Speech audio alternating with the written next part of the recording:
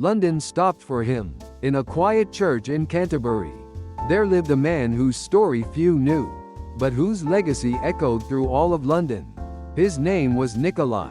At just 17 years old, he became the church's caretaker, cleaning pews, lighting candles, running errands, and most importantly, ringing the church bell. It became his life's mission. Every day, for nearly 6 decades, he rang the bell precisely on time. So precise, in fact, that Londoners would check their watches to his bell, not the other way around. He loved that church like it was part of him. Through cold winters and hot summers, he showed up, quietly, faithfully, doing what many might call a small job. But to Nikolai, it wasn't small. It was sacred. His 2 sons, raised under this quiet example, grew up to become professors at Cambridge and Oxford. One day, they said, "Father, you've done enough.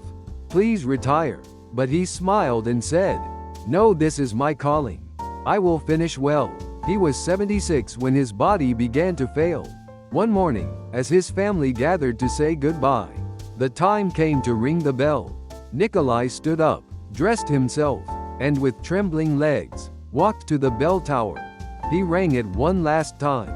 Then, beneath the bell he had rung for decades, he quietly passed away. When Queen Elizabeth heard this story, she was deeply moved.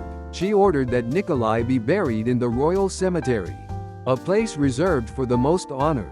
She even granted noble status to his family. Shops and workplaces across London closed for a day in mourning. Even pubs locked their doors. That day his passing became a public holiday in London.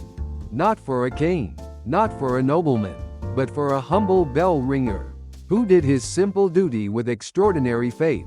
There is no such thing as a small job, only small hearts doing them. When you give your whole soul to what you do, even the quietest work can ring loudly through history.